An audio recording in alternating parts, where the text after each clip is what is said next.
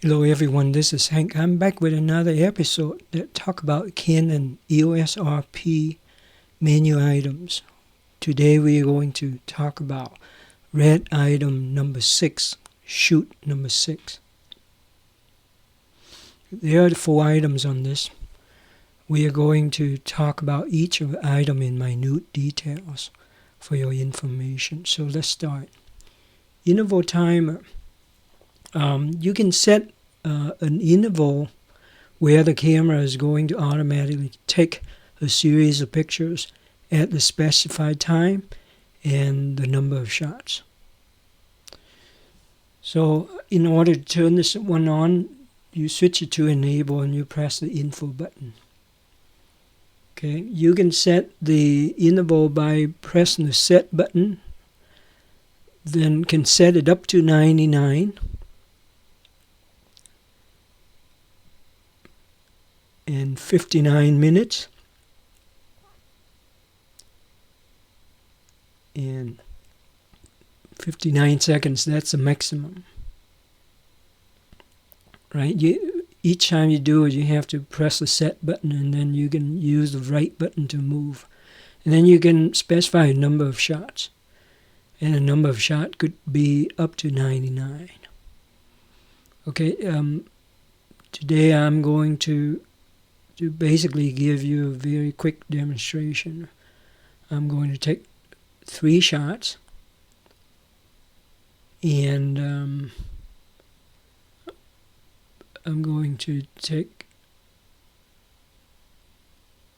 every 5 seconds per shot, right?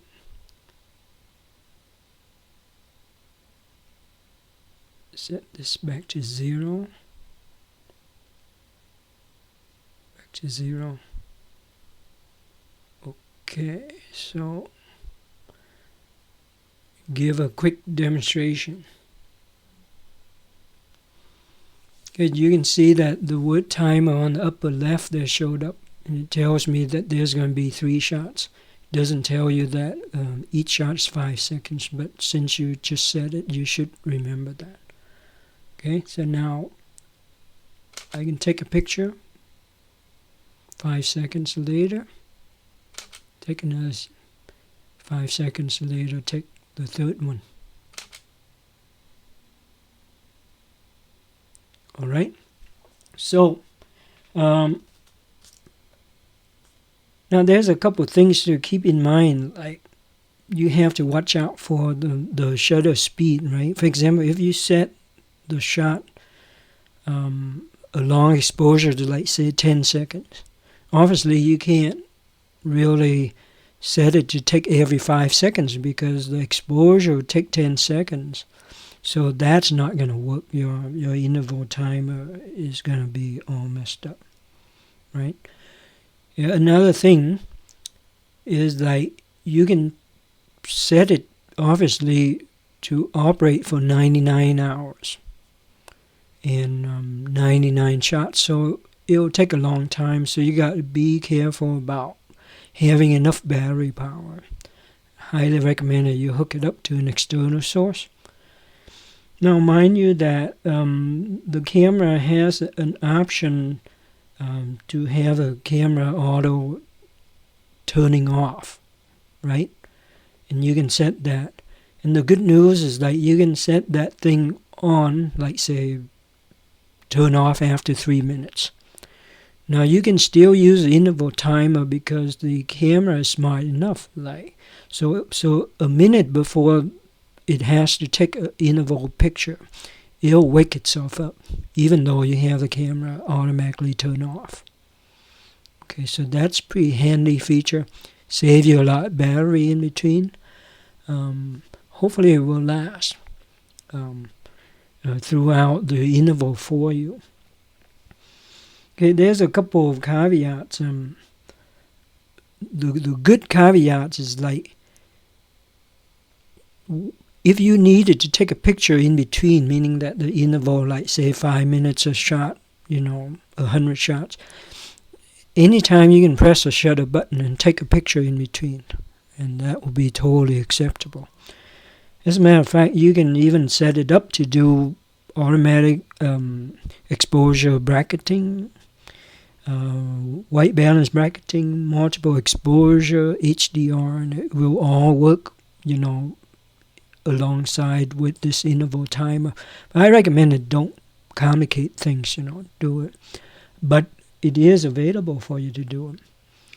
Now, you cannot use a wireless remote for this, including the flash as a remote to take a picture. So that is not going to work.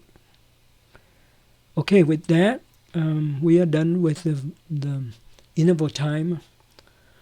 The bulb timer, you have to be in bulb mode, obviously. I have a dedicated video to talk about this at length. I'm going to provide a link in the description, so we're not talking about that here. We're going to talk about anti-flicker shoot. Okay? You turn it on to do what? You see, when you're shooting under fluorescent lights, okay, sometimes you will have a problem with banding on your picture. Okay, the reason being is that the fluorescent light, are flickering all the time. It actually doesn't give you a continuous light source. It's actually turning itself on and off at high rate. And our eyes see it as a continuous light, but the camera can capture that. And that's the reason for the problem. So if you're taking pictures under fluorescent light and you run into trouble, that is when you turn this one on, and hopefully it will do it for you. Now, mind you that if you don't have any problem, don't turn it on, because this one's kind of resource intensive. It actually slow your camera down quite a bit, especially when you're shooting sports action. Your frame rate's going to suffer. Okay, so you can turn it on or off using this menu, but in real life, I think there's a much better way of doing it, and I'll show you what that is. Okay. So first, let me turn this guy off. We can go outside here. For example, like say if in the display here, I like to show you this display thing because it contain a lot of info, but you may not have it. Now, in order to get different display, you just press on info, just cycling it through. Okay, so you get this one. You can see that the upper right, there's a word flicker off. That is what we're talking about in that menu item. So press the set button here. One of the boxes is going to light up. You just cycle it over here so that you can get it. Now, when you see that flicker detection there, you press the info. I recommend this is how you do it. You press the info if it says that detected, and then you turn it on. Right? In this example, I don't have any fluorescent light. It said not detected. By your turning it on, you're just wasting camera power. You're going to slow it down for no good reason at all. So only when it says that flicker detected, that is when you turn it on. Otherwise, I recommend that you just keep it off. Okay, so that's how you use it. Okay, so we're done with that. Now the last item is kind of a pretty weird item. Let me kind of explain what that is first. Okay, this option allows you to smooth out the delay in the viewfinder, and the LCD for that matter. But for those of us that use the camera to shoot sports or birds in flight, meaning action shots, this come into play. So, for example, when you turn on AI servo mode, turn on high-speed continuous mode, when you take a picture and look through the viewfinder, you see that the viewfinder is kind of delayed. So it doesn't really show you the next shot very well. So you can't really see it very well. Therefore, it's very hard to take a high-speed picture without being being able to see what the picture looked like. So turn this thing on is going to help with that. Okay, but the problem is there's a lot of caveat for this one. Okay, the very first caveat is like, in order to use this high-speed display mode, you have to use an RF lens. So if you use an EF lens with an adapter, it's not going to work. And I don't think it will work with the second-party lens either. So it has to be an RF lens. Okay? And then, even with RF lens, there's a whole bunch of limitations. For example, you hit here. It tells you that, hey, this is not available with manual. Manual here meaning manual focus. I just happen to put this thing on manual focus for now. Even though I have an RF lens. This is a 24-240 RF lens, that my travel lens. Okay, so first I got to turn it to autofocus first.